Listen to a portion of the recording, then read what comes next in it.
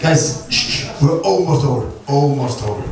Oh, I'm gonna say I can time you how long you can not talk. All right, so you guys are just getting into your jackets. You're like, yeah, we're gonna be the first one to get the fuck out of here. Like whatever we just saw on it. And I'm with you people. I'm also scared. But we will give him the help that he needs. So, are you guys ready for the next comic? Yes? Alright, fantastic. So, Idman has been doing comedy with us for only a couple of months, but always makes it better and better. And he's back here. Your 20th set? His 20th time on the stage, so please welcome to the stage, Viktor Tequila. What's up, everyone? Yeah! You having a good time tonight? Yeah! All right, give that an applause if you're not from Iceland. Oh, wow. All right.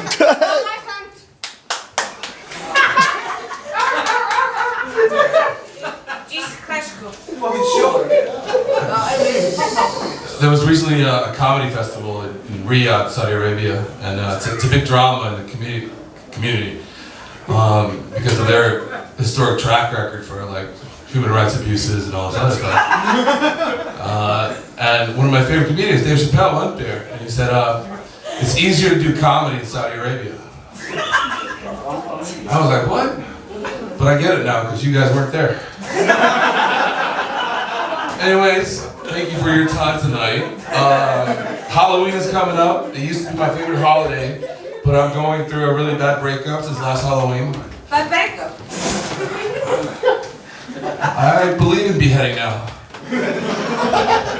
And you should be heading home. Come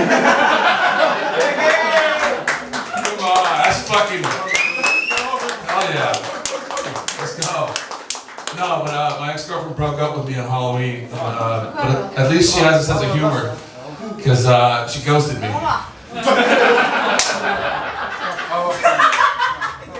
Thank you. I didn't even see it coming.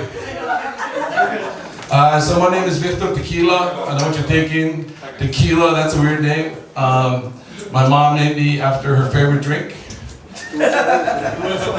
during her pregnancy. I was born on a Sunday, much like today. It's still called Ugly Sunday, which I think is a mean thing to say about my mom. I was born 30 years ago, according to my Tinder. You can probably tell I have like a bit of an American accent. That's because I'm half American, half Icelandic. My mom was an Icelandic mama, and my dad was an American gun. People always ask me the same questions, no matter where I am. They say, "Hey, went to the States. Like, what do you miss?" Or in Iceland, they say, "What do you miss most about the States?" I say, "School shootings." I miss being able to go to a school and not being shot for being a pedophile. Hold on, technically, I'm not a pedophile. Pedophile refers to prepubescent teens. I'm into 13-year-olds, which is called being a Trump supporter. That's right. And then in the U.S., they asked me, "What do you miss most about Iceland?" And it's always the same answer. I miss my foreskin. When I went to the States, when I arrived there, I had foreskin, and then all of a sudden I didn't. That's actually why I started doing comedy, because I hope if I talk about cancel culture and wokeism, I'll get a Netflix special, and I'll be able to afford reconstructive foreskin surgery. I grew up in a black neighborhood in the U.S., so all my friends are black. So whoever clapped, thank you. I like it. My boy.